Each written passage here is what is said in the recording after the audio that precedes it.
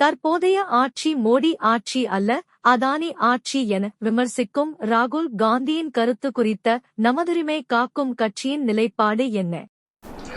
ராகுல் காந்தி அவர்கள் இது மோடி ஆட்சி அல்ல, அதானி ஆட்சி என்று விமர்சனம் செய்கிறாரு. உங்களுடைய கருத்து என்னன்னு கேட்குறீங்க. நான் உணர்றேன்.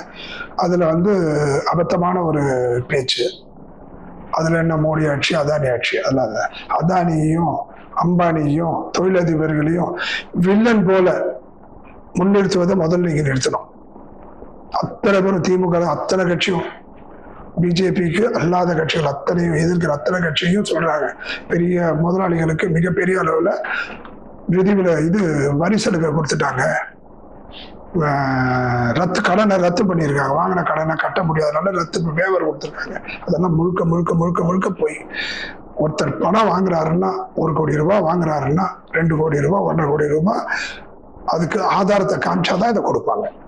5 ரூபா கூட இல்லாதவனுக்கு 10 ரூபாவை யாரும் வாங்கி கொடுத்துடாது. அதனால எந்த காலத்திலையும் யார் கடன் வாங்கியிருக்காங்களோ அவங்க பணம் கட்ட வேண்டியது காலத்தின் கட்டாயம் முதல்.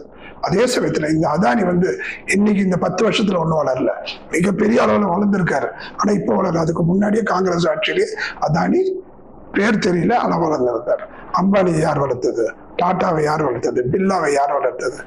தொழில் முனைவோர்களை, தொழிலதிபர்களை வளர்க்கணும் ஒவ்வொரு அரசும். ஒரு நாட்டுக்கு, ஒரு மனிதனுக்கு 2 கண்கள் எவ்வளவோ, ஒரு நாட்டுக்கு 2 கண்கள். ஒண்ணு விவசாயி, ஒண்ணு தொழிலதிபர்கள். விவசாயிக்கு எது செஞ்சாலும் பரவாயில்ல, தொழிலதிபர்கள் பண்ண விமர்சனம் சொல்வதை நிறுத்தணும். முதல்ல ஒரு விவசாயி, உணவில்லாமல் ஒரு மனிதன் வாழ்வதற்கு இல்லை. அப்போ விவசாயம் முக்கியம், அது ஒரு கண். அவனுக்கு எல்லா சலுகையும் தரணும். விவசாயத்துக்கு உரம் இலவசமா தரணும், மின்சாரம் இலவசமா தரணும், வட்டி இல்லா கடன் தரணும், விதைகளை காசு இல்லாம தரணும், நீர் மேலாண்மை செய்யணும். இத்தனை உதவியும் செஞ்சு அந்த உழவு உபகரணங்களுக்கு மானியம் தரணும். இத்தனையும் செஞ்சு அவங்கள காப்பாற்றணும். அப்படி காப்பாத்தினாதான் நம்ம வயிறு இங்க நிறையும். அது ஒரு கண். அதே போன்று தொழிலதிபர்களை விமர்சனம் பண்ணக்கூடாது. சாப்பாடு மட்டும் கிடைச்சா போதுமா? காரு, பங்களா, டிவி, ஏசி, இது போல பல விதமான பழக்கங்கள் அன்றாட தேவைக்கு இருக்கு. அப்பேற்பட்ட நிலையில இதெல்லாம் அடைவதற்கு பல லட்சம் இளைஞர்களை, பல கோடி இளைஞர்களுக்கு, பல கோடி மக்களுக்கு வாய்ப்பை தரக்கூடிய, வேலையை தரக்கூடிய, அவருடைய வாழ்வாதாரத்தை உயர்த்தக்கூடிய நபர்கள் யாருன்னா இந்த தொழிலதிபர்கள். அதானியை போய் பிரகாஷ் ராஜ் மாதிரியும் அம்பானியை போய் மற்ற வில்லன்கள் போல சித்தரிப்பது மிக மிக தவறு.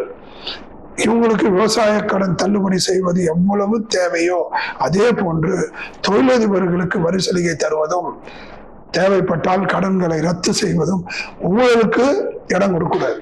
அதே சமயத்துல தொழிலதிபர்களுக்கு சலுகை கொடுக்கறது தவறல்ல.